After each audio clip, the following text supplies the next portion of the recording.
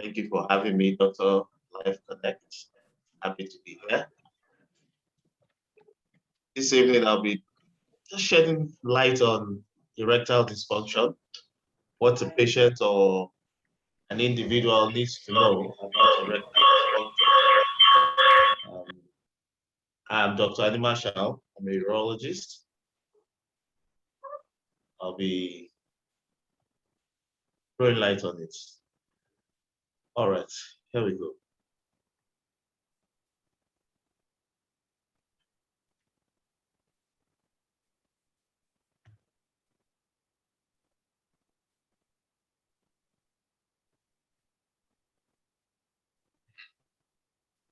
All right, thank you. Yes, we've titled this discussion, Why Your Penis is Not Working. I'm sure we all have an idea of what we meant when we say your penis is not working. Definitely not for passing urine, it's for sexual function. We're talking about the sexual function. I'll use this outline to make the discussion a bit focused and more enlightening. So I'll define erectile dysfunction as the inability to get or keep an erection for satisfactory sexual activity. Now, this has three components. Is the patient or the person able to have quality erection? Is this erection able to, is the patient able to sustain this erection and also have satisfaction from the sexual activity? But occasionally, it will also be a regular thing. However, it becomes, you need to see a urologist if this is persistent for up to 6 months. What is the erection? The erection is just, again, we call that tumescence. What and how does it come about? There's the anatomical and the physiological aspect of an erection. The penis is the organ which gets erect once there's sexual arousal. It's composed of at least 3 erectile tissues. And I'm trying to demonstrate that on the slides, if you see that. So the cursor is on the 2, what we call the corporal cavernosa. They are the main erectile tissues. They are the spongy tissues that fill up with blood once sexual arousal, once there's sexual arousal and cause erection. The third one, which is down below, is the corpus spongiosum. It also fills up, but because it is not surrounded by a thick, thin fascia called the tunica albuginea, once blood fills into this other 2, the pressure in them becomes very high and they become very turgid. However, this third one doesn't have that same complete covering of the albuginea, and there are some struts that connect from one side of the albuginea to the other. Those are not visible on this picture, but they connect as I'm demonstrating with the cursor. They connect this way, so the elasticity of this tissue is not infinite, and that increases the pressure. This stays a bit flaccid so that semen can pass during ejaculation. Now, the physiology of erection involves both physical, hormonal, and psychological elements. Once an individual is aroused, either from any source of arousal, which may be tactile from sense of touch, vision, memory, smell, and even auditory stimulus, the person gets an arousal, and that sends signals from the brain down through the nerves, which will send secondary messengers to the penis, allowing increased blood flow into the penis and reduced blood flow out of the penis. Now, all this is controlled by the hormones, which the male hormones is serum testosterone. The psychological elements is what I've just described, be part of the arousal, which may be tactile, vision, auditory. And once the psychological elements, any of these elements is affected, then this patient or this person could begin to have experience of weak erection or erection that is not satisfactory. So what are the types of erections that a male has? There are three types. The first is the genitally stimulated one, also referred to as reflexogenic erection. This is when the genitals, the penis, is touched, and that's where can be touched. Whatever touch causes stimulus in the penis can cause some reflexogenic erection. That doesn't really get to the brain. The signals just go all the way to the spinal cord and come back and synapse back on the penis. So the patient doesn't completely have a grasp over that. You won't say, oh, I can stop this. Centrally stimulated erection is now that is from the brain. What has the person seen? What is the person remembering? What smells is the person perceiving? What sounds are causing arousal in this patient?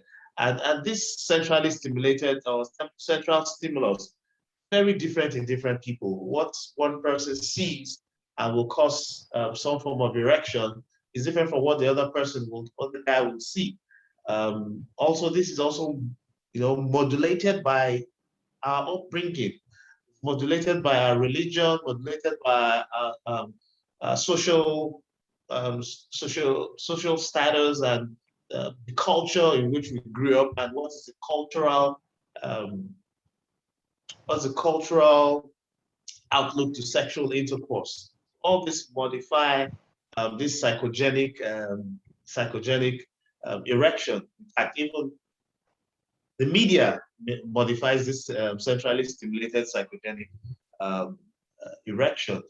The media would tend to, control what we perceive as being sexy, what we the partners we perceive as being foxy, So the more of the media you imbibe, the more that's going to also affect what will cause a centrally stimulated erection in a patient or in a person.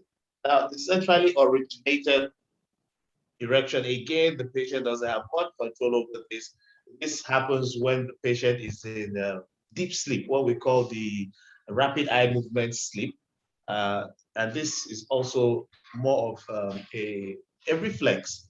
Hence why you find that men wake up with a stiff penis in the morning.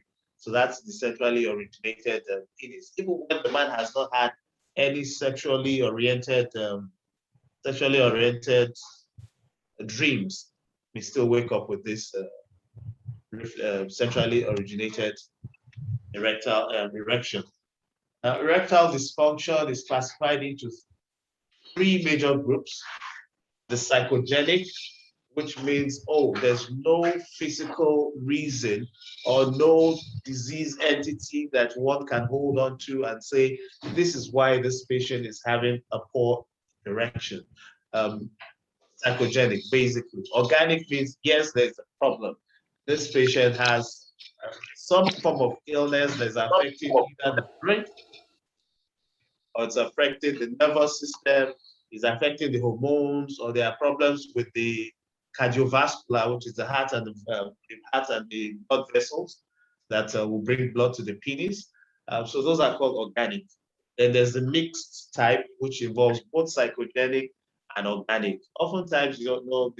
Oftentimes, it starts with an organic cause, and then because the patient is having some poor erection, sexual activities are not satisfactory, the patient then begins to have some psychogenic causes also, because patient then begins to lose self-confidence, begins to dread having sex, starts having reasons or giving excuses to the partner why he cannot or why he cannot doesn't want to have sexual relations with the partner.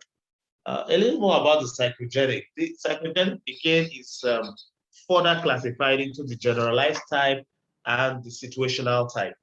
And the generalized type, it could just be that this patient is unresponsive to all the sexual stimulus. And oftentimes, these ones happen right from once the patient is his sexual debut. The patient just experiences that he's not having good erectile function. He's completely, whatever arousal, whatever stimulus is sent his way, doesn't get him there. So that's generalized unresponsive. Can be due to lack of arousal, also be age-related. As a patient ages, gets to the age of 50, 60, I mean, right from 40 though, but more pronounced for 50, 60, the hormone testosterone begins to decline.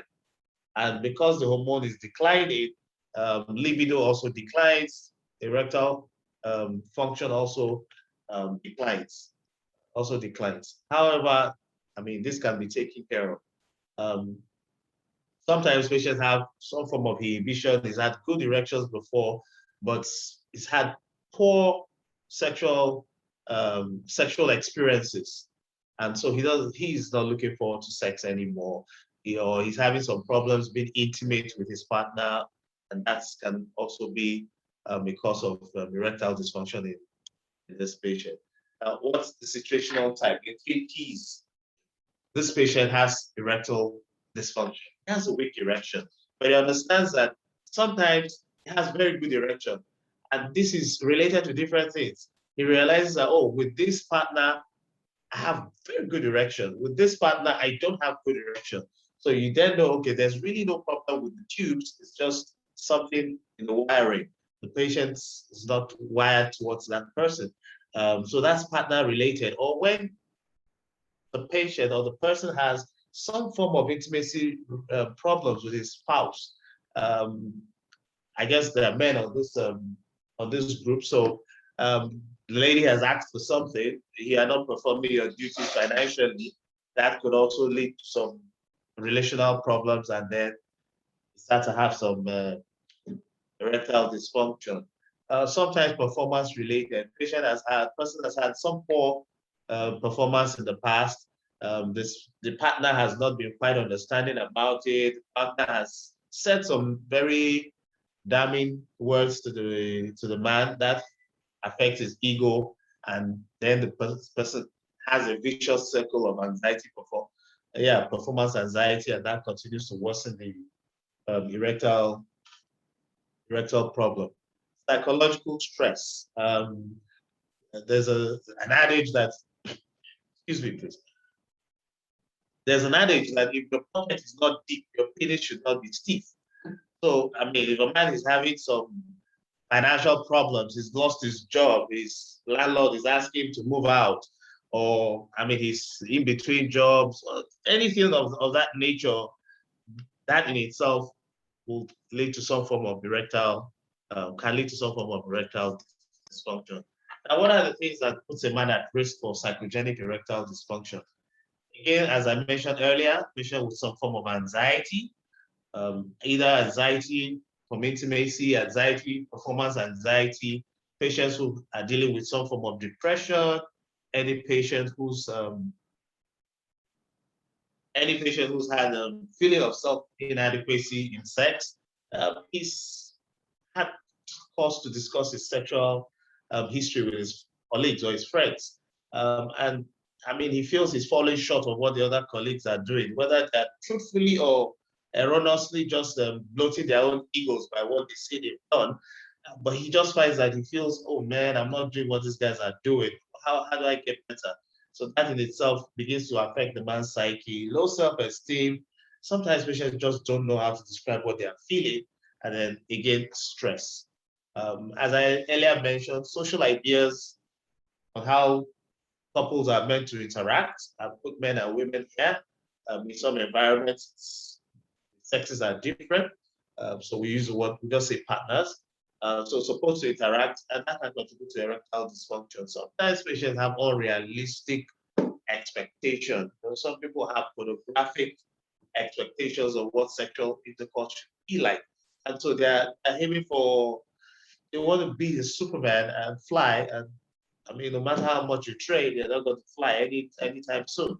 Sometimes that happens. And then when you have people who are your role models telling you about what sex is, and they're giving you the wrong information. So all this can lead to Dr. Animashaun, do you want to Yeah. give them an example of what the wrong information might be? Yes. Okay. Let put it this way. There are people who will say, "Oh, I do have sex and go 3 to 4 sessions of sexual intercourse at the go." Now, that's not true. There's something we call the latent period. After you've ejaculated, there's a period where the penis will go a bit flaccid, and it takes a little while before the patient regains his erectile function, the erection. And so somebody comes and says, "Wow, this night I went 4 times. I went 6 times at the go in the night, and then early in the morning I went 4 times again." I mean, if you're trying to achieve such a thing, well, it's a tall order. That's the truth. That is the normal physiology that after ejaculation, the penis is going to go flaccid. Then the patient is going to, the patient is going to take a little while before the arousal comes again, and then the patient has another erection. Now, the latency period for different patients are different. It's different, actually. So some patients will have 30 minutes to an hour, which is quite good. And some patients will even have it longer than that. I mean, physical powers are actually very different. Some people will also say, "Oh, I go at least 3 hours before I ejaculate." I mean, studies have shown that most men ejaculate within 3 to 8 minutes of intravaginal penetrative sexual intercourse. So I mean, the longest ever recorded in history is 45 minutes. And I'm sure that's probably a Guinness Book of Record kind of thing. So asking, so asking your patients to look towards having 1 hour, 3 hours of continuous intercourse. Even though the partner gets tired and pushes the patient off. Usually that happens. In fact, that's even the problem, usually called delayed ejaculation. And that's often the problem. The male will not have any satisfaction. The female also gets tired and thinks sex is quite boring. Okay. Now, the organic erectile dysfunction, like I mentioned earlier, these are where there are actual disease entities that are causing problems, either with the cardiovascular and neurological or hormonal or psychological or brain, things that are obviously there that need to be taken care of. So for cardiovascular, this list is not exhaustive, but I've just put it the commonest causes that we find around this environment. Cardiovascular diabetes. Diabetes is one of the commonest causes of organic erectile dysfunction in this environment. Diabetes can affect the blood vessels. Diabetes can affect the nerves. So it can actually fall both the cardiovascular and neurological. Does it mean every diabetic patient will have erectile dysfunction? No.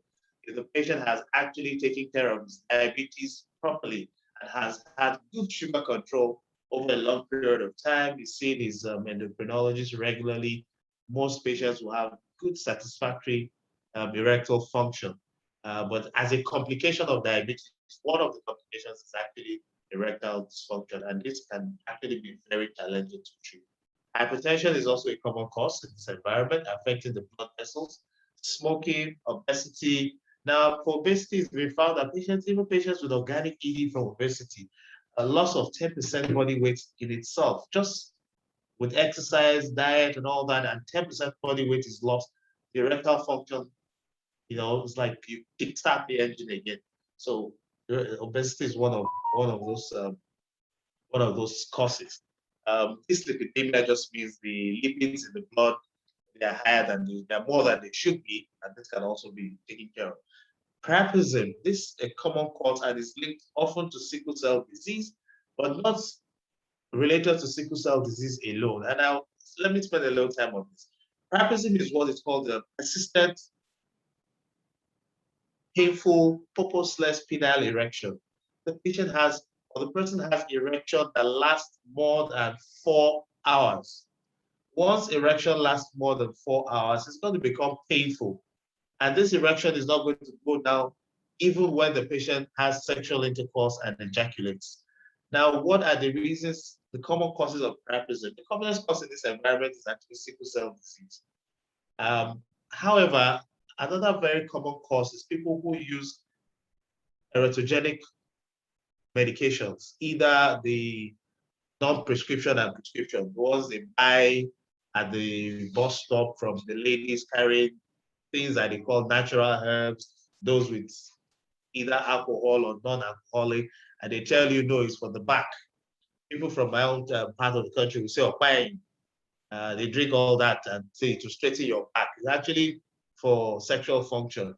Anytime you have tradomedical colleagues, let me call them that, quote, tradomedical people come into town and have trade fairs, you have a lot of practicing going on. And that's because many of these drugs contain Viagra, tadalafil, crushed in those drugs at very high doses. And so when these patients take them, the erector may persist beyond 4 hours. And if this is not intervened between 4 to 8 hours, this patient may actually lose his erection permanently for life. And so it's quite distressing. Yes, we can still treat post-priapism erectile dysfunction, but treatment is not as simple. Sickle cell disease, myocardial infarction, very important. Patients who have heart disease, it takes the heart to pump blood into the, takes the heart to pump blood into the penis. So if the heart is not pumping well, that's a problem. Now, patients who also take drugs to help themselves and have myocardial infarction may have problems because sex in itself is a very serious physical activity, putting a lot of demand on the heart. But most all urologists will evaluate the patient's heart before beginning to stimulate erection. Patients who have diseases that affect the blood vessels. Neurological causes involve nerves to the penis. If there are injuries to the nerves, either from surgery or from radiation or from cancers around the pelvis, then patients with Parkinson's disease, spinal cord injured patients, all can be causes of organic erectile dysfunction. Hormonal, I mentioned earlier that as patients grow older, they have lower levels of testosterone, and this in itself can lead to erectile. All right, so hypothyroidism, hyperthyroidism, hyperprolactinemia, these are all hormones that can lead to poor erection. Some drugs, now not all drugs, I've just listed a group of drugs, and even in these groups, not all drugs in these groups, and even the drugs in each group that can cause erectile dysfunction, not all these drugs, not every patient experiences it. So if a patient is on the drug, it's important the patient sees the urologist to try to determine if that is actually the cause of the erectile dysfunction. However, to say some antihypertensive, antipsychotics, antidepressants, some drugs that reduce androgens like testosterone, opiate drugs, and then histamine 2, H2 receptor antagonists like cimetidine have been known to reduce erectile function. Other drugs, non-prescription drugs, marijuana has been found to also reduce erectile libido and erectile function. Mixed organic and psychogenic is actually the commonest cause of erectile dysfunction. Right? Okay, so what can the urologist do to help? Usually we start with a clinical history. The clinical history will involve the sexual history of the patient. We want to know how long this has been. Is it partner related? Is it performance related? All those things I discussed when I was discussing the psychogenic causes of erectile dysfunction. Want to also dig deep into the patient's medical history. Is this patient a diabetic patient? I mean, you've seen all the things I've listed. This patient on any medication? Has he had surgery? Has he had different things that could have caused this erectile function? Then the psychosocial history, very important. What's this patient's background? When did this person get into sexual activity? What has been told this person as a child about sexual intercourse? Oh, sexual intercourse, many times as growing up, to avoid premarital sex in this environment, our parents will say, oh, don't do bad thing outside. Don't go and, your mothers will say, ishe kushe. And sometimes that in itself has a very bad, puts a bad thought in the child's head that whenever he's having sexual intercourse, whether as an adult or as a child, is a bad thing. And so that somehow is like guilt tripping the child. And that's sometimes lives on with the child. Religious backgrounds also. can also affect the patient's erectile function. So what has this child been, what has this chap been told in his religion? How religious is this chap? And then this sexual activity is about to perform. Does it fall into what is acceptable in his religious inclination? And sometimes that in itself gives the patient, oh, I'm doing something really bad. My priest is not going to be happy, and all that in itself. But when he's done, he has the feeling of guilt. Um, and so sometimes those are things that. So we need to look into all these: the sexual history, medical history, and social history to try to dig and determine is this organic, psychogenic, or actually, again, like I said, commonest. It's mixed erectile dysfunction. And you want to examine this patient. And this is where we always have some little challenges. Patients want, oh, doc, I'm having a problem down there. I need something to have a hand on. Yes, I can give you something to have a hand on. Rather, I want to know why you are having problems getting to this point. I need to examine you. And that I can do over the phone. So I need to see you in person, ask you a few questions, examine you for all these things. I look at the general state of this patient. How healthy is the patient? If the patient's not healthy, definitely everything's going.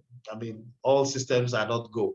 So you want to look at the general state of this patient's health. You want to look at the external genitalia and the problems there. Sometimes we can find out, oh, this just by examining the genitalia, the penis, we can say, oh, this patient has had priapism in the past. We can see telltale signs, and we know why he's having erectile dysfunction. Or some patients have problems, anatomical problems like what we call hypospadias.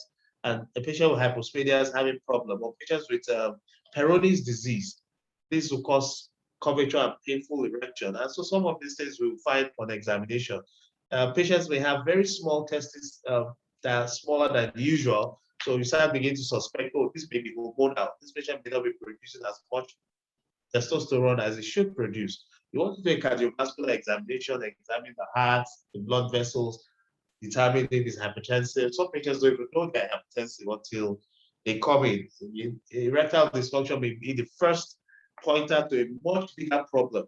Patient comes in with erectile dysfunction, and the next thing you know, this patient has a heart problem. I sent it to a cardiologist. I was privileged to see a patient this morning who just came with erectile dysfunction.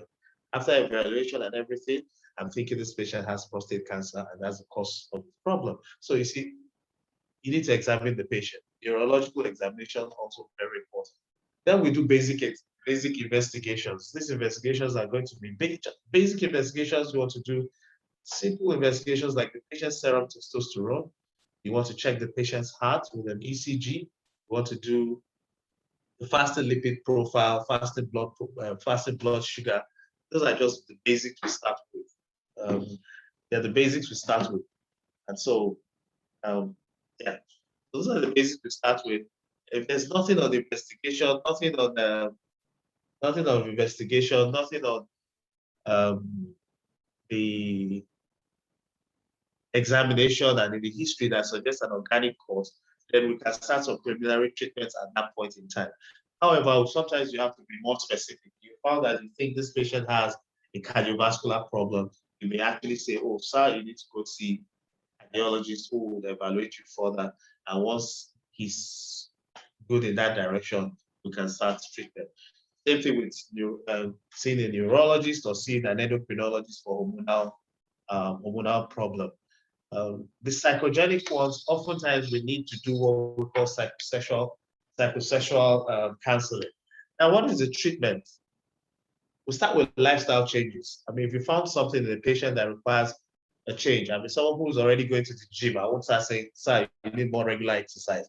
I don't want to kill the patient. He's already having regular exercise, and I won't say that. But for many of us who live a sedentary lifestyle, you want to do a lot more exercise, walking around, brisk walking, jogging, some little exercise here and there to allow the heart to pump, getting blood to all over the body, including the penis. Exercise will also help with the blood vessels, flow of blood, and all that. Exercise also helps with increasing stamina. Sex, again, like I said, is a physically exerting activity. You need to be physically fit to some extent. So exercise helps. A healthy diet, again, I talked about obesity earlier on. A healthy diet, try to reduce cholesterol, reduce salt, things that could also lead to hypertension and diabetes. Smoking is to stop smoking for patients who are smoking. You want to limit alcohol. Alcohol in itself is not known to cause erectile dysfunction. All in all, it said the little alcohol increases libido. A lot of alcohol kills the erection. Now, psychosexual therapy is very important because if the patient's psychosocial history points to certain things, then you need to address those. The patient may need to see a psychosexual therapist. If that's not available, the urologist will have to stand in gap and do the psychosexual counseling, look into the relationship, look into the sexual needs of the patient. Are those being met by this particular partner? And then many times we prefer to do this as couple counseling when the partners are involved. For those who are medication induced, you want to change medication, stop the medication, incorporate, and then change medication. Organic causes you treat, diabetes, hypertension, sickle cell disease, hypothyroidism, you treat. And then we start with some oral medications. That's usually the baseline. Okay, so again, psychosexual counseling, you want to educate the couple, assess them. It's an important part of treatment, improves psychological approach, and has been proven to be actually very effective when you combine this with medication and pharmacotherapy and psychosexual therapy. What are the medications we use? The oral drugs are the phosphodiesterase 5 inhibitors, PDE5. And these drugs actually relax the muscles of the penis and allow of the vessels in the penis and allow increased blood flow into the penis.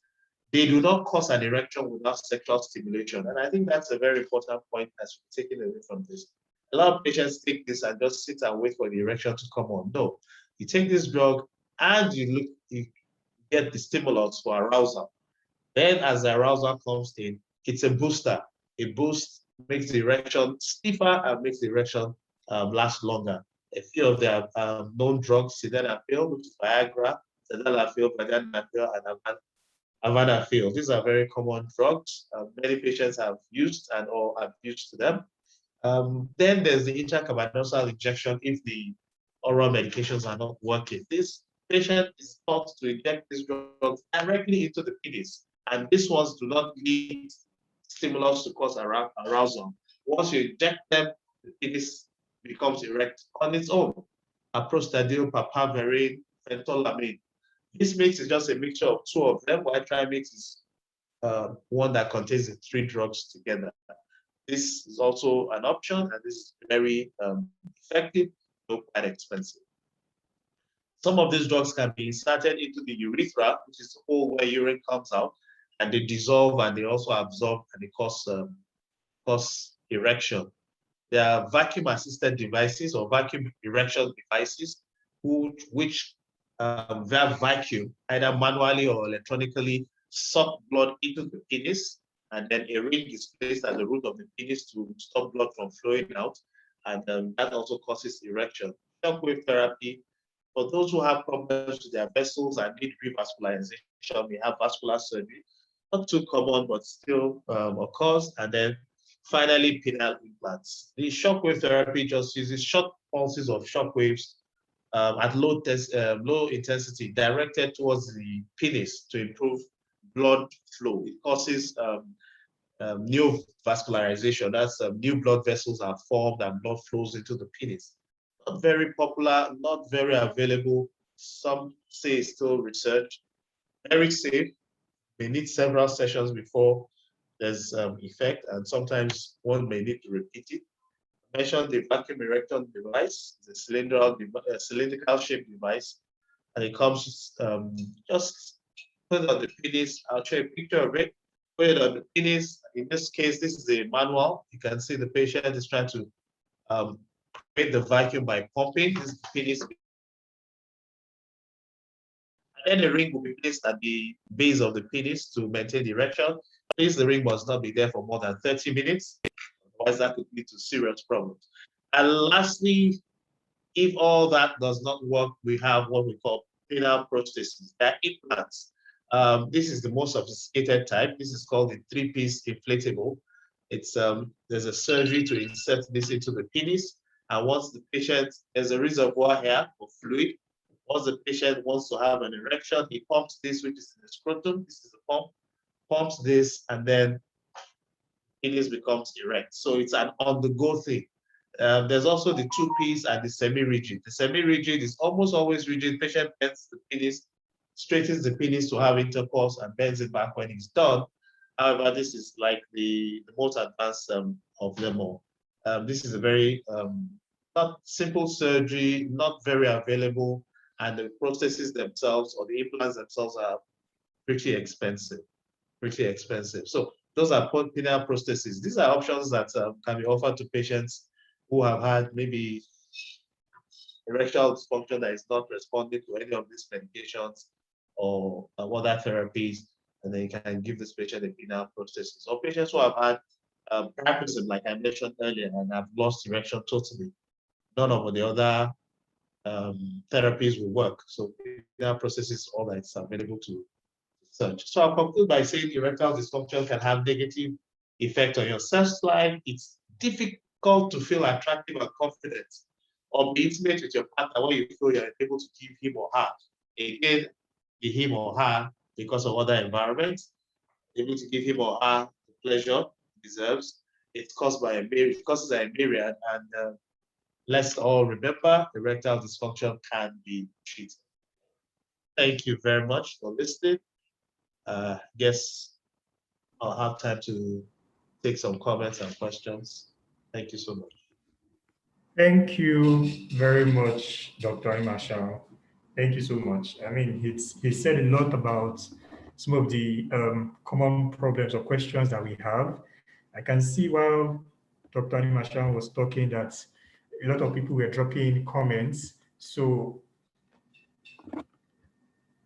we'll look at your questions. We'll take your questions soon. We'll take one or two of those questions before we actually move on to talking to SABI Doctor. So the SABI Doctor can also break down some of the big grammar that Dr. Animashaun blew for us. Because, you know, yes, sometimes we doctors can speak up there and it may not be so easy for everybody to really understand what we're saying. So SABI Doctor is here, and we'll also together break down some of those things he said, and then answer some of the questions that have been asked. So SABI Doctor, welcome. Are you there? Yes, I am. Can you hear me? Yes, thank you. So I just wanted to confirm. So I'll just introduce SABI Doctor briefly. His name is Dr. Damian Avar. He's an award-winning health educator, practicing and certified medical doctor, health influencer. He's renowned for his health education posts on social media, where he commands a large national and international following. He's also a member of the International Society of Sexual Medicine, and he's a co-founder of SABIMOM_NG, an online platform that leverages digital technology to provide pregnant women and nursing mothers in Nigeria with access to useful information. So, I mean, I had a session with SABI Doctor. I should be calling you Dr. Sabi too anyway. I had a session with him recently, and that was on Thursday, and he really broke down some of those things. I can't forget some of the things he said. And there was also, for those that were on the IG live and are here now, there was this sound he kept saying, pa, pa, pa, pa, pa. I don't know, maybe he will explain more what that pa, pa, pa, pa means. It sounded like clapping, but it also sounds like it's more. So we'll just move to some of the questions that have been asked. First, I mean, Dr. Animashaun has broken down things for us, and he's shown us some of the common causes of erectile dysfunction.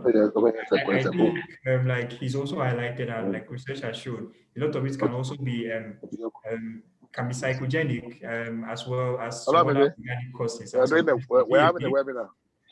So I think basically, we'll just look at the question. One question was, Someone asked them, that's Dennis. So Oh, someone yeah. asked a question around noticing that someone asked a question around how to reduce quick ejaculation. Says sometimes I ejaculate even before the sex starts. So that sounds more like a premature ejaculation than an erectile dysfunction. So I think I'll pull in Dr. Animashaun and SABI Doctor. So SABI Doctor, what do you have to say to this person? How will it reduce quick ejaculation? He's noticed that sometimes he ejaculates even before the sex actually starts, before sex actually starts. SABI Doctor, come and show us that you Um, said. o- okay, so thank you, Dr. Oye, for the very um, brilliant introduction. And let me also thank Dr. Animashaun. He has done justice to the topic. In fact, I listened to him from the beginning until the end. It was very exhaustive. There's nothing more to add. Now, with respect to the question, premature ejaculation, I mean, treatment essentially will depend on the cause or the causal factor in this case. Okay. Typically, what we usually notice when we interact with patients who are complaining of premature ejaculation now, is that theirs is mostly anxiety related, performance anxiety. Of course, there are causes that are, organic. For example, let's say the man has hypersensitivity of his penis. That can play a role in,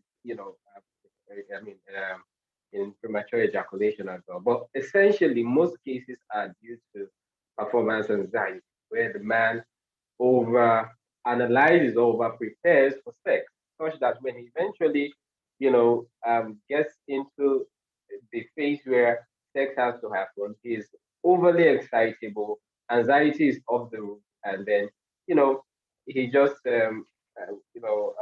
expels his seed prematurely. Okay. Having said that, I should emphasize something before I get to, treatment modality. And this is based on the fact that what some people would term premature ejaculation may be different for one another people will describe as premature ejaculation. If you remember during our live session, I made mention of the fact that some people, 10 minutes, they are fine with it, they have already orgasmed, both partners are satisfied. While other people, that 10 minutes is just, they are just getting warmed up. How can you come in 10 minutes? It's not possible. So it is still couple related or patient dependent when you want to like really define premature ejaculation. Though there are some numbers we tend to give to it, still depends on the couple. Having said that, if we're really looking at premature ejaculation from the context of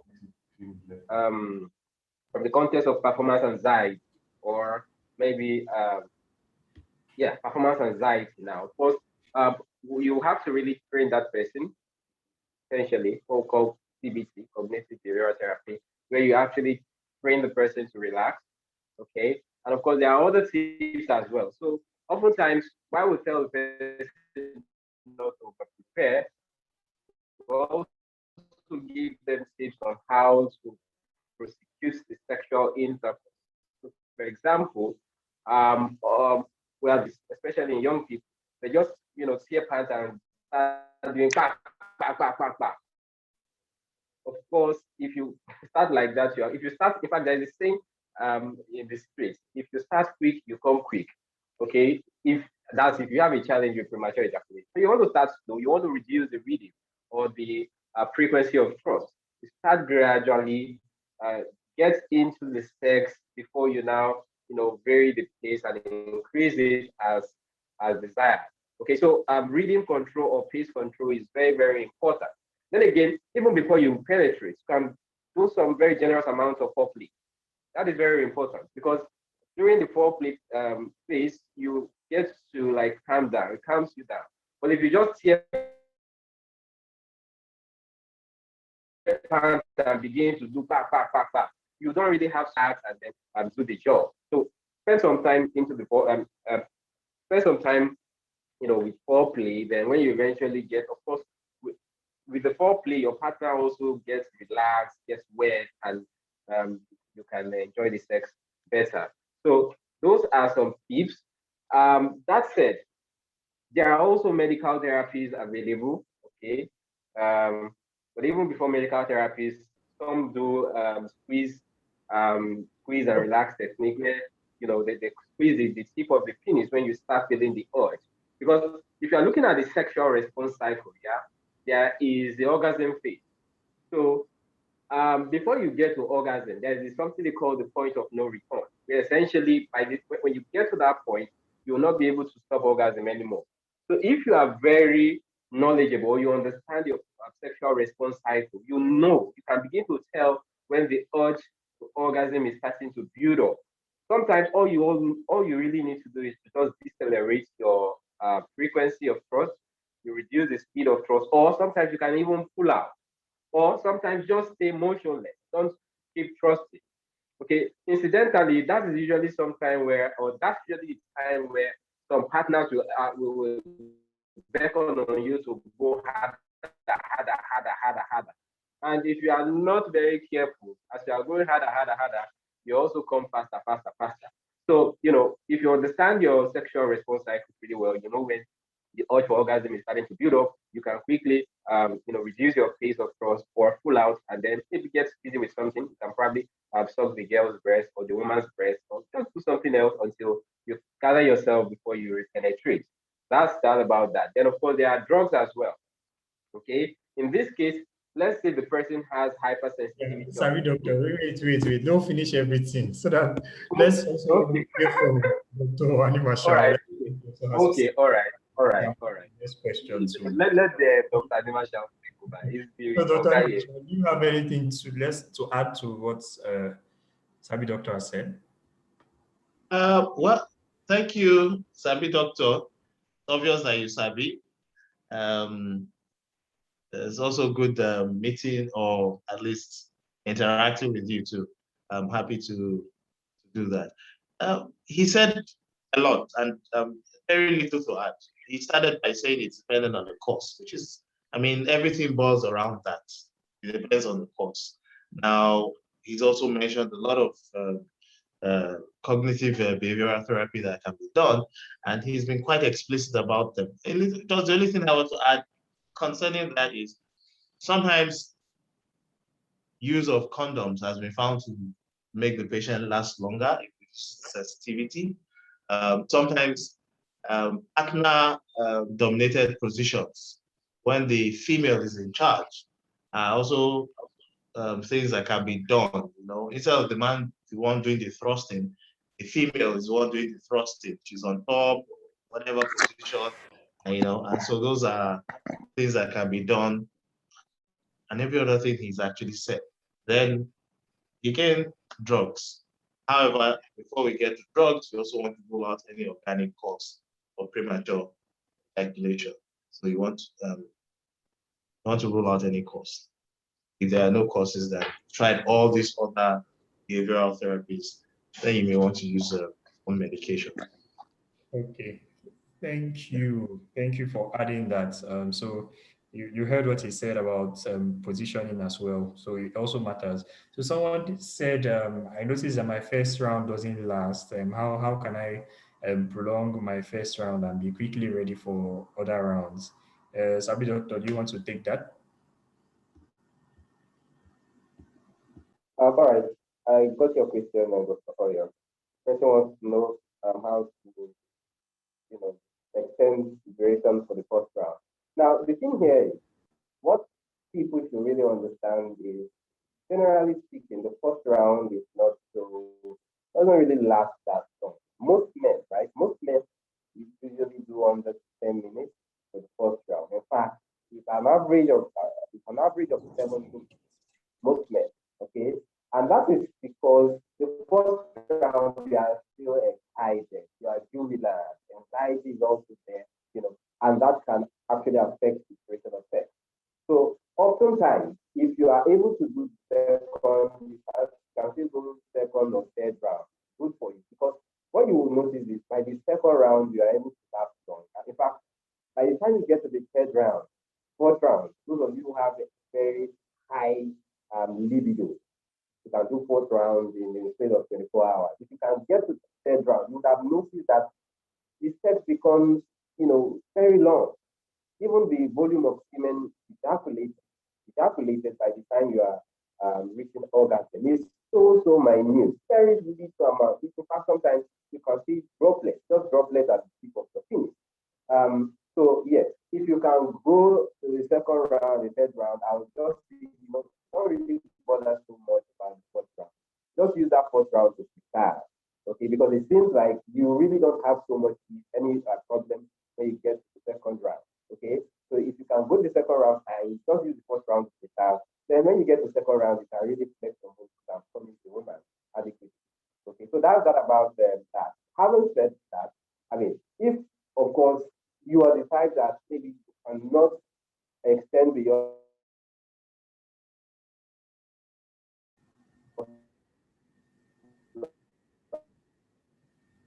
because some people have a very around for hours after. Some people are like that, So depending on your refractory period, if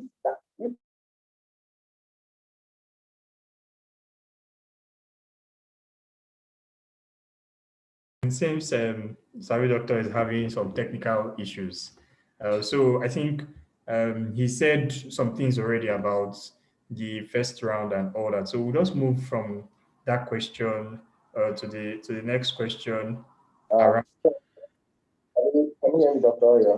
Yeah. Yes, you're back. You're back. Hello? So we'll move to the next question around waking up. Hello? Hello, sorry, doctor. I can hear you, but it seems your connection is a bit weak from that end. So I think we'll just move on to the next question. I noticed I've been waiting. Hello? We can hear you. We can hear you. So I noticed I've not been waking up with an erection for a very long time, more than a year plus. I do wake up stiff maybe once in 2 months. I think this is one of the reasons that has made me a 1 minute man, or maybe not. Do I need help? Dr. Animashaun, do you want to take that? Basically, the person hasn't been having early morning erections for a long time. Yeah. Okay. Yeah, the question, I think the first question to answer, do I need help? Yes, you do. You truly do need help because, I mean, it's obviously a point of concern to you for you to post it on the blog, and it means it's something that it means you're not satisfied with what you're getting. So definitely you would require some help.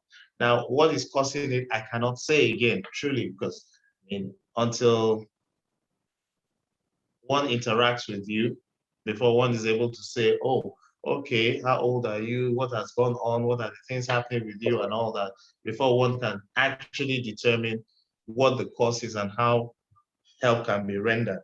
But yes, I agree with you. You said this has been happening for just 1 year. It means earlier than this, you were having early morning erections. Earlier than this, you were having good erectile function for sexual intercourse.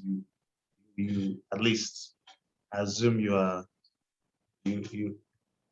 assume that you are having good sexual intercourse prior to this. So definitely you need help. You should see a professional about it. And then I'm sure, I hope you would get the help you need. Thank you.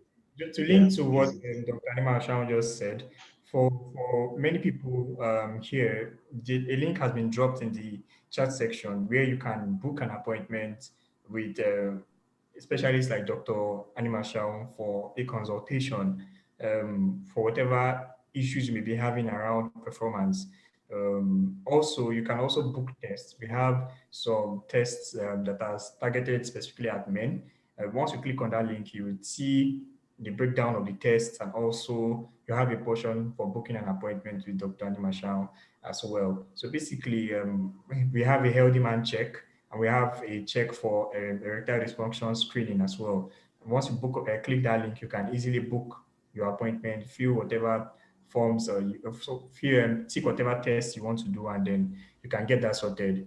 But definitely, like Dr. Animashaun has said, that person you would benefit a lot from a consultation with a specialist to start looking at whatever the problem may be, especially since it's still in the early stages. So whatever needs to be done can be done fast before maybe whatever is going on becomes more permanent. So I think we can also move to the next question. I don't know what this is. Maybe Sabi Doctor will know because it looks like he knows a lot of these things.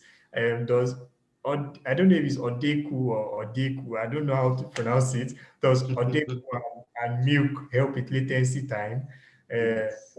so I don't know. Maybe Sami Doctor, Dr. Animashaun is not familiar. Let Sami Doctor take it. Let's see what Okay. he I mean, I'm not aware that a mixture of Odeco and milk will, increase Please, what your. for the uninitiated? So yeah, for those of you who may not already know, Odeco is like, I think stout,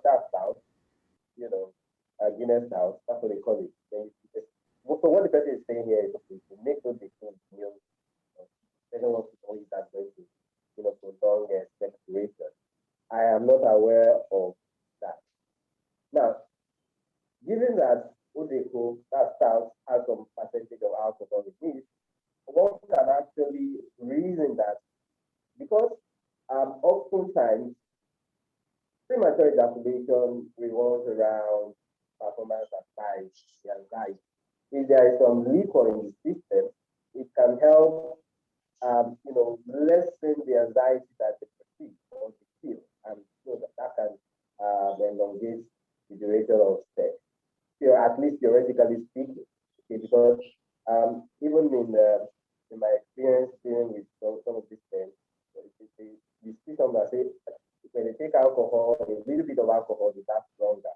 Okay, I think it has to do with the fact that alcohol sort of reduces their perception of whatever is happening around. Okay, so they are not overly analyzing the sexual performance. Same thing with what happens when you take a bit of alcohol, you feel a little bit excited, you feel a bit courageous, you can walk up to a group and lady and stuff like that. So that's what I can say about that.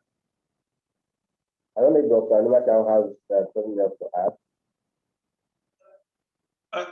No, I don't. I agree with you.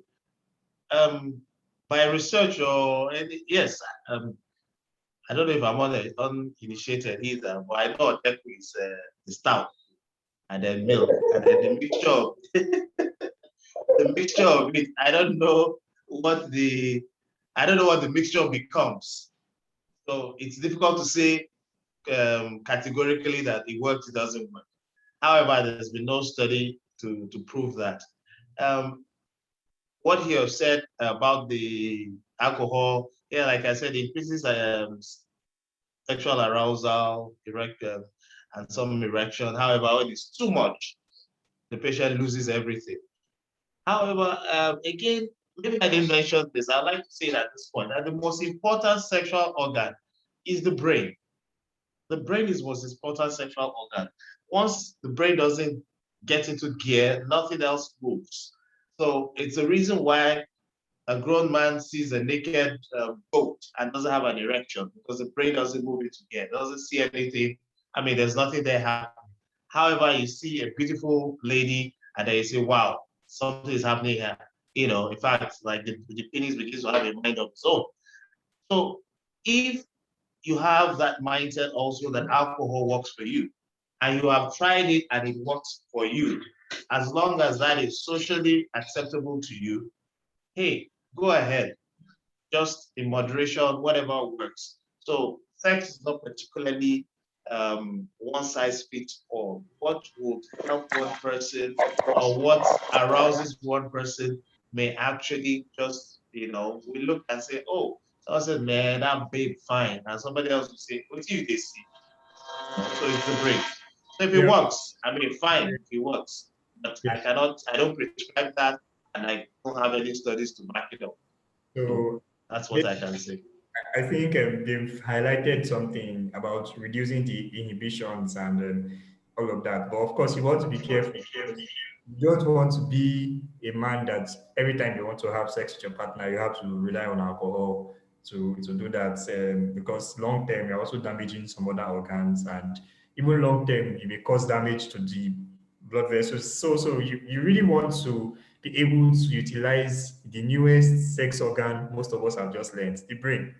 So most of us know the sex organs to be maybe the penis, the vagina, the vulva, all of that, breasts. So those are the things we think of when we think of sex organs. We don't think of the brain as a sex organ, but like he said, and like we'll find out repeatedly in the course of our conversations today, the brain is the most powerful sex organ. Really, everything starts from here and then it goes down there. So while there are two brains for men, like they usually say, one brain is still more superior to the other. So let's answer some other questions. Someone asked what should be the normal refractory time after release of semen during sex. Um, I think SABI doctor already said it before, and I'll just chip in a little, and then maybe he will add as well. Basically, it's about everybody's refractory time may differ a bit, but I think as you get older, your refractory time tends to get longer, generally speaking. So Sabi doctor was talking about someone that, imagine you're struggling with premature ejaculation and you have a refractory time of 1 week. So that's double jeopardy, because I mean, on one hand, if you release now, it means the 1 week your partner is just on her own. So it may be very difficult. So, sorry, doctor, you want to add more to what I've said? Okay. Thank you, Dr. Oyer. Um, so, I mean, like I mentioned during the live session, it, it, it depends on the person. Age also comes into play. Libido also comes into play.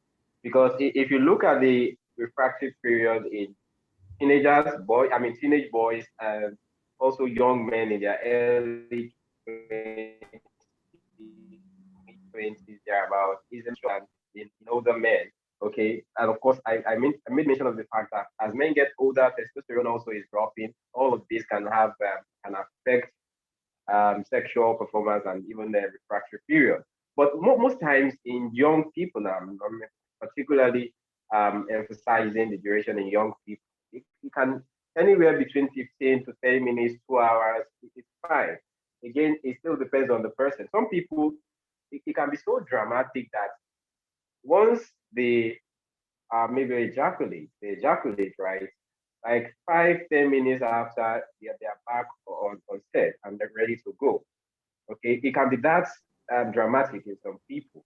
But again, for the majority of people, anywhere between 15 to 30 minutes, 2 hours, yeah, they and recover quite quickly. Then there are also those that, it takes a bit longer, 4 hours. The older you get, the longer it takes, okay, for you to recover after an episode of sex. But there's something that people talk about that I'll just bring in before we move quickly to the next question. People talk about multiple orgasms in men. And Okay, so I mean, that idea of multiple orgasm, right? Let's see what he wants to tell us. I can see Okay. to this part. So you're muted. Okay, good. Yes. Oh, okay. Okay. Well, multiple orgasms. There are a lot of things on the web. Anything that has to do with sexual pleasure is often exploited. That's the truth, because it's something that it controls. I mean, it's a basic need to most people, and having a good sexual experience is, even if you had one, and somebody tells you you can have it even better, you're having a fantastic one. But the fact that they say you can have it better is like money. I have 1 billion, if I can get two, I mean, the more the merrier. So people exploit that. There are no scientific evidences of multiple orgasms. Men have climax, have orgasms, and ejaculate.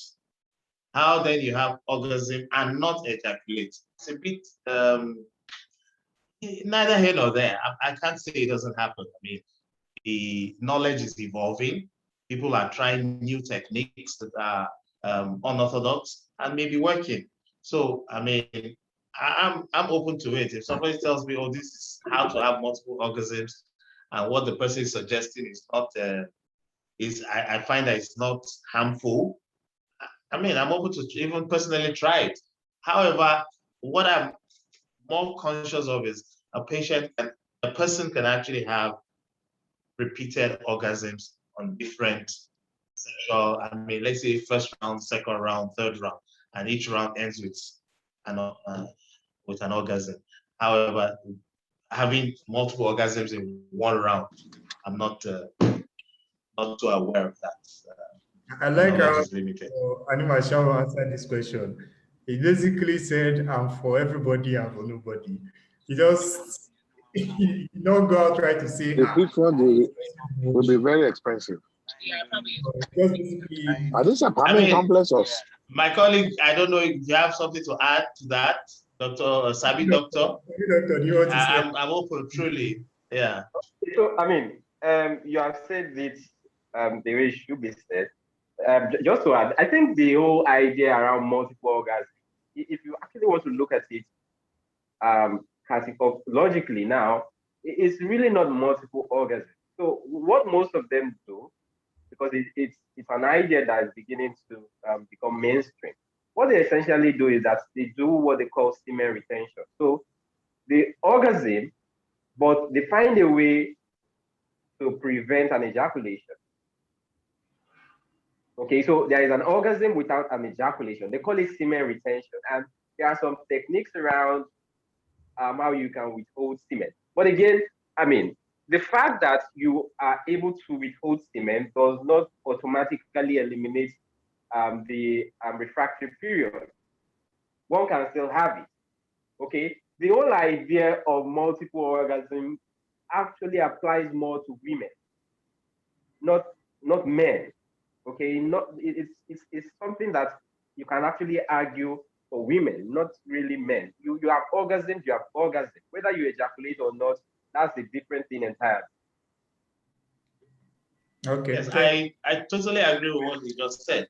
For women, yes, in the man's one round, the woman can orgasm multiple times. And actually, that is one of the goals of sexual intercourse by the man. It gives you, it makes you feel good, makes you feel you're on top of your game when your partner can orgasm multiple times in each round. Now, women tend to men orgasm almost with intravaginal penetrative sexual intercourse.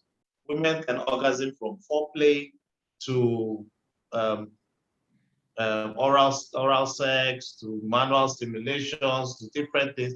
And even in the same intravaginal penetrative sexual intercourse, the woman can still the more experienced and more pleasing it is to her, she can orgasm multiple times. For the man, yes. Okay. I think I'll also try to get more knowledge on this semen retention thing. Okay, so it's good as we're all learning. So let's take some of the questions left pretty fast. So we have one talking about having painful erections. It hasn't happened in a while, but it seems to have a bigger issue. He noticed that he can no longer feel his penis, like he doesn't have a pulse, no erectile muscles or what have you. Seems smaller and more withdrawn, and he doesn't get erections except when he's with his partner. And he has actually had sex since then. But he notices occasionally I feels a hitting sensation recently. I feel like this is a bit, I'm not sure what's going on here, but definitely this person would benefit from a consultation. And definitely. So I think definitely to advise you, we can drop the link again to the questions, to the consultation and the test as well. So whoever this person is, please do well to fill that form so you can actually get, because you will benefit more from a one-on-one session than maybe a general response to this question. So we can also answer the more general questions. So someone is asking, there's a relationship between erectile dysfunction and low sperm count. Um, who would take that? Let's just be brief a bit in our answers. Okay, Dr. Animashaun. Okay. Is there a relationship between erectile dysfunction and no sperm count? They may be, they may not be. Now, why do I say they may be? I mean, if the cause of erectile dysfunction is something like hormonal, low testosterone, the production of sperm is also dependent on testosterone, and that in itself will also affect sperm production. So yes, they might be, and they might not be. It does also be psychogenic, and the cause of the erectile dysfunction is completely different. Also, if there are things like there's an entity called varicocele. Varicocele can affect sperm production. It affects generally the function of the testes, which is one, to produce testosterone, steroidogenic, and two, to produce sperm, spermatozoa, as a spermatogenic function. So when it affects both of them, sperm will be going down, and then testosterone also goes down. And as testosterone goes down, libido will reduce, quality of erection could also reduce. Yes, it may be related, and it may also be unrelated. You understand? So that's the answer. Yes, so based on what Dr. Animashaun has said, again, if someone is experiencing something like that, definitely need to be explored a bit further to find out what the underlying cause may be. So you can actually get the appropriate treatments or as applicable. So I think once again, the form is there. You can book an appointment with Dr. Animashaun to have those conversations. And you can also do one or two tests as well on that form. So I think we'll move to the next question. The person is asking, can the use of penis pump improve erection? So SABI doctor, let's take that quickly. Can the use of penis pump improve erection? I mean, okay, yes, you can hear me.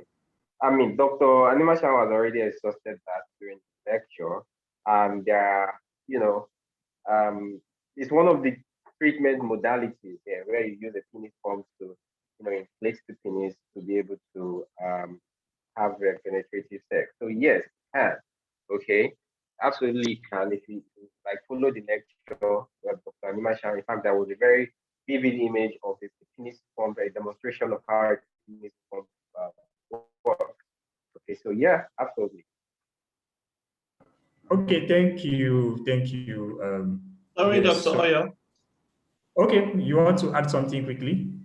Yes, just to add, I always advise that you try to have professional help before you choose whatever modality you're using.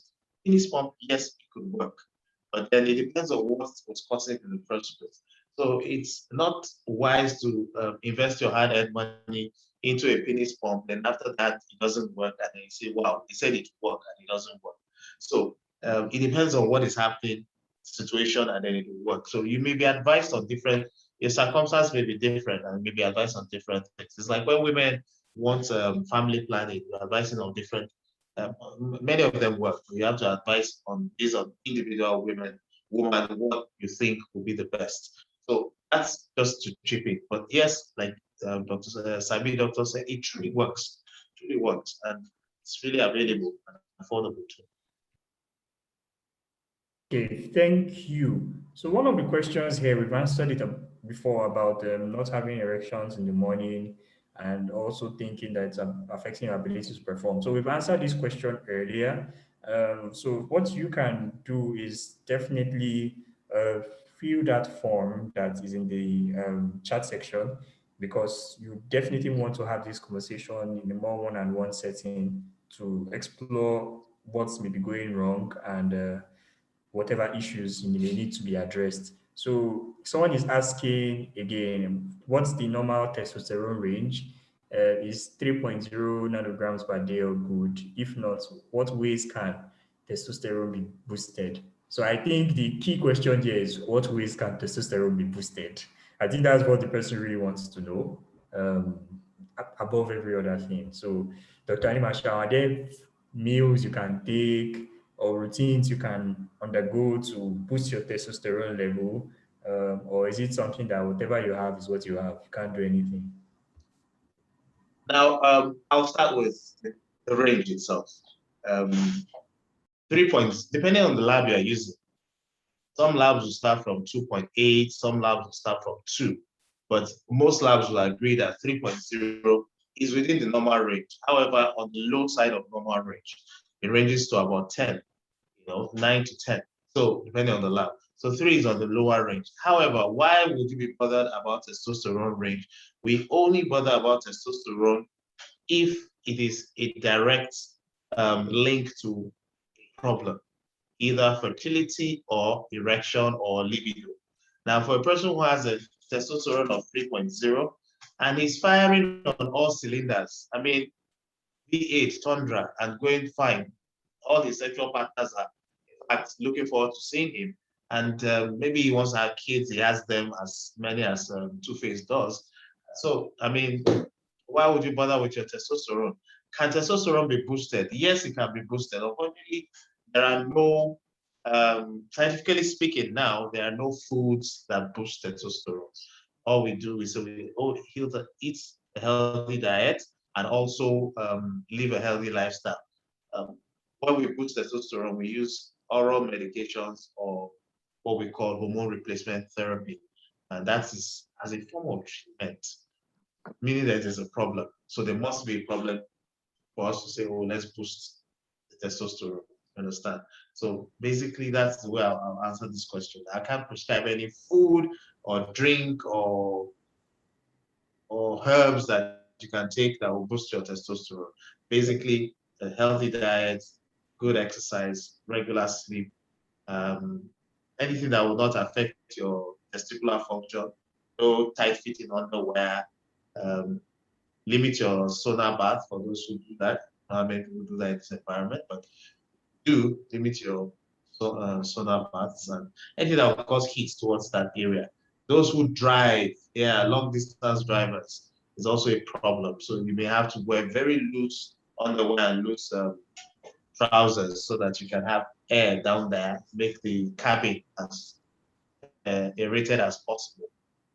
I mean, basically basically, like Dr. Animashaun has said, maintaining your health is very important. Like the healthier you are, the more your chances of ensuring that your testosterone levels are fine will also be. So based on this, just jumping in on that to just talk about one of the things we also offer here at Doctor Connect, our facilities in Alausa. So we have an annual health check. It's a comprehensive check that is basically a head-to-toe check from your eyes, your hearing, does a full body analysis of your joint and your posture. So basically, you can't do a joint and posture check anywhere in Nigeria at the moment, but we have the facility to do it here in Alausa.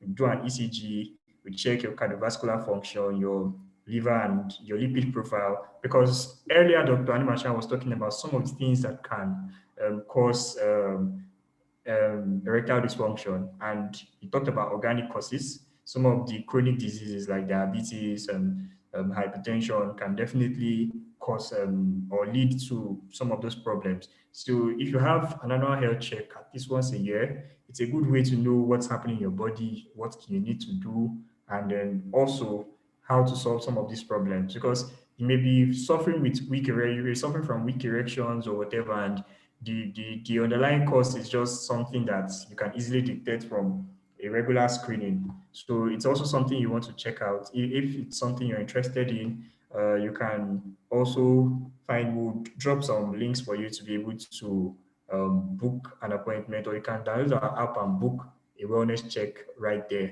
So I'll just take the remaining questions. We are basically almost done with the questions.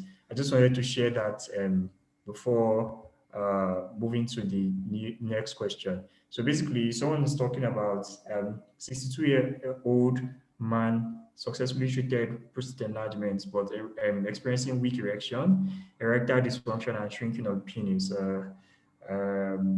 Animashaun, I'll just take that quickly. Yeah. For the person who's treated prostate enlargement and is having erectile dysfunction, first, I would say that an enlarged prostate has been found to be associated with erectile dysfunction. The direct cause is not really known. The prostate is enlarged. That's not the erection, but somehow it's been found that patients who have enlarged prostate and are having urinary symptoms of the enlarged prostate tend to have erectile, they also have associated erectile dysfunction. And as you treat the urinary symptoms and they get better, the erection also gets better. However, when you say you successfully treated prostate enlargement, I'm not sure what treatment this patient has had. Has he had surgical intervention? Because the surgery itself can also be a risk for erectile dysfunction. It can be a risk for retrograde ejaculation.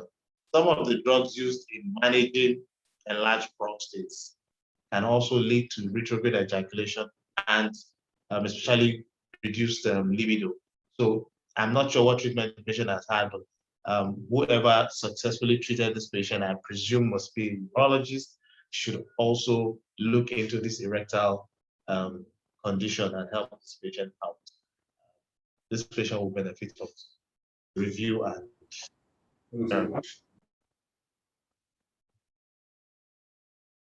Thank you very much. So let's take the last two questions and we'll ask SABI Doctor to just round off some of those things. And then Dr. Animashaun will round off, then we'll be done for the day. So the last two questions, I'll direct them more to Dr. Animashaun, since you are the specialist in the house. So basically, someone is asking, can L-arginine pills improve erection? And the second question is, I should talk more about Priligy. Priligy was prescribed for treatment of premature ejaculation. So the person wants to learn more about the drug. So we can just take those two questions together in the next 30 seconds so we can round off. Thank you. Dr. Animashaun. Okay, L-arginine is, an amino acid. Does it improve erection? There's no documents to support that. Is it harmful? I don't think so. So sometimes, like I said again, it's the brain. The person is popping the pills and he thinks he's getting a better erection. I'm not going to ask him to stop because I know it's not harmful. But can this be used for treating erectile dysfunction? No, not really. It's just an amino acid, so it's a supplement in case the patient is not getting enough amino acids. Priligy was prescribed to treat premature ejaculation by a urologist.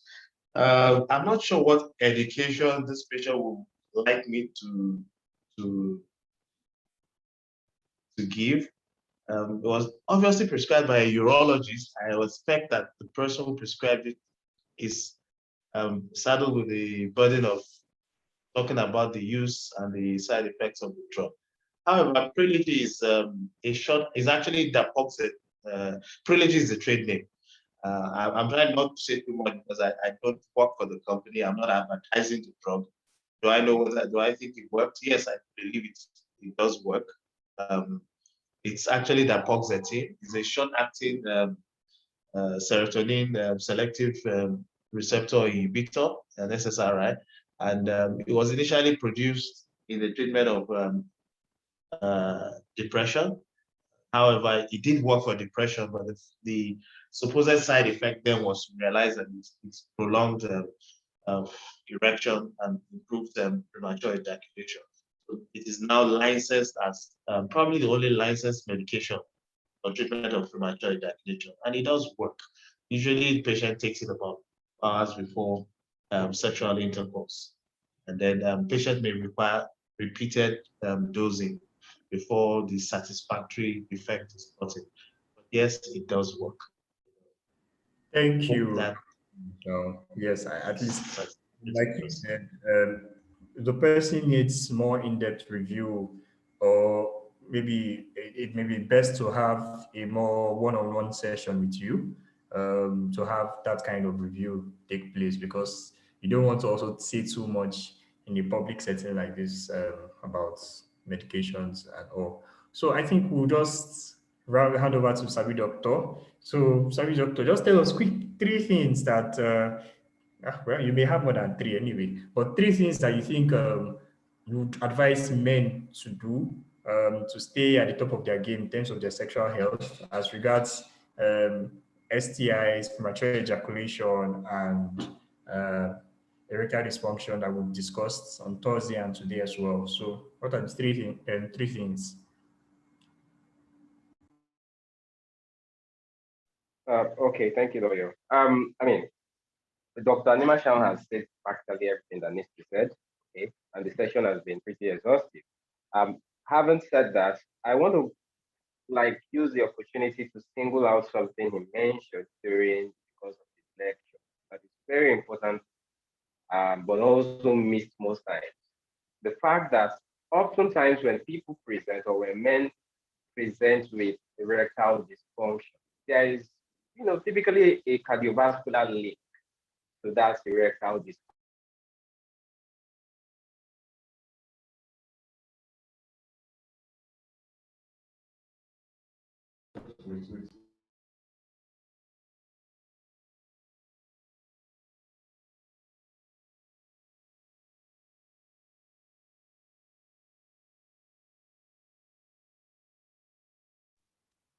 Hi, Dr. Animashaun. Okay, okay, Okay. okay, SABI doctor, are you? Yes, I was having, I don't know if it's on my end or your end, the network is, you know. Anyway, like I was saying, there is a link between, in most cases of erectile dysfunction, between erectile dysfunction and cardiovascular disease. And when when patients bypass doctors or they bypass health checks and go directly to the pharmacy store to get medications, these cardiovascular conditions go unnoticed until a point is reached where oftentimes they result in fatality. So it's very important as a man, if you are having an erectile dysfunction, that you cannot really tell for sure whether it is psychogenic or organic. It's important that you see a doctor. In this case, we have even Dr. Animashaun in the house, the consultant urologist, and then there are also other doctors on the platform at Dr. Connect who can, interface with patients and help them understand what tests to do and what not, so that they can get to the bottom of the problem. So my message essentially is, gentlemen, if you're listening, please, if you have any challenge with your health, sexual health, particularly erectile dysfunction, it's important that you see a doctor. Of course, these drugs can be sourced over the counter. It doesn't mean you should bypass the importance or the need to see a doctor. Very important. Then again, just to add to STIs, because you might really think that with the awareness around condoms, people are practicing safe sex. That is not really the case. Okay, quite a number of people, a large number of young, particularly young people, are having sex that is not categorized or that cannot be qualified as safe. So it's important. There are STIs like gonorrhea, chlamydia, syphilis, of course, even the hepatitis B and C, as well as HIV, can spread. So an emphasis on safe sex is very, very important. And I just want to use this opportunity to encourage men, to not allow that excitement that comes with, intercourse to make them disregard the importance of practicing safe sex. Thank you so much, SABI doctor. So, Dr. Animashaun, do you have any parting words for us as well before we take the final poll? Well, all I'll say is erectile dysfunction, premature ejaculation, anorgasm. There are many sexual sexual problems in men, and oftentimes because of our ego and our ego, most times we don't own up to it.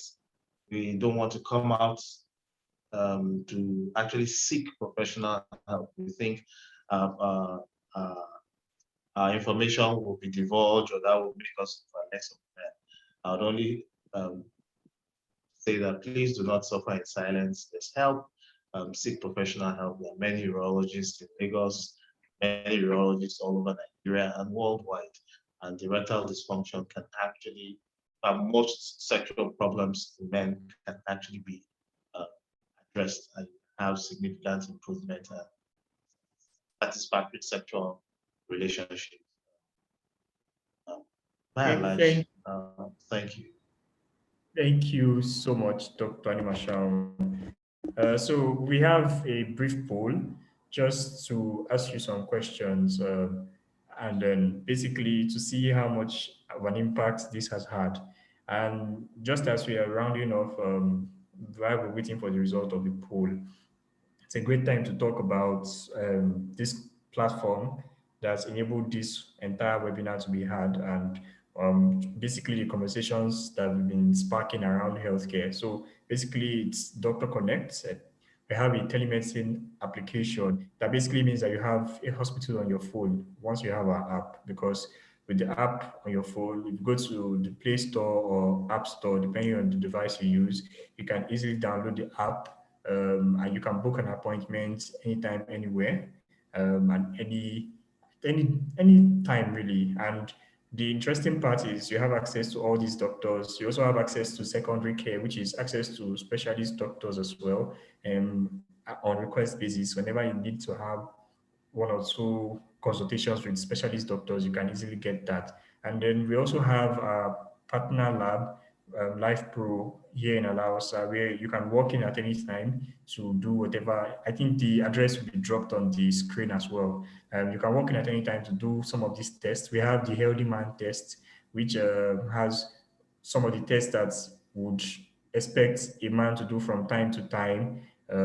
Also, you can also do some other screening tests, and there's a wellness test that can be done. So basically, with the wellness test, you basically do a full body screening, and it's available once a year. At least you do it, you understand the state of your body and all of that. So those are some of the things that we have ongoing at the moment. That's the poll results are in. You can see that at least most of us know now that erectile dysfunction can be prevented, and that you can talk to a doctor on our app about sexual health. So basically, I think the address has also been dropped on the chat section as well. So I think at this point, we'll call it a day. It's been wonderful being here with everyone, and thank you for taking out time to come attend this session.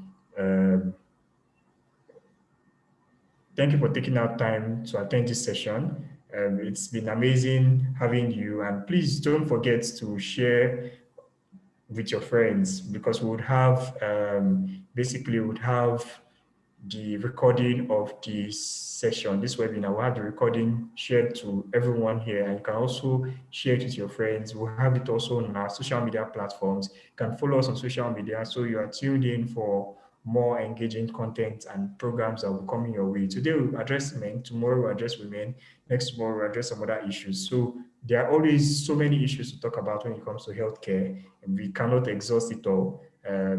We are passionate about ensuring that every Nigerian has access to quality and affordable healthcare, and that's what you're trying to do here. And part of it is also having access to accurate information, so you know where to go when you have issues. Because if you don't know where to go when you have problems, then you won't even know how to find the solution to your problem. So the first step is knowing where to go, and we've made that step easier. It's on your phone, and you can basically download the app and get started right now.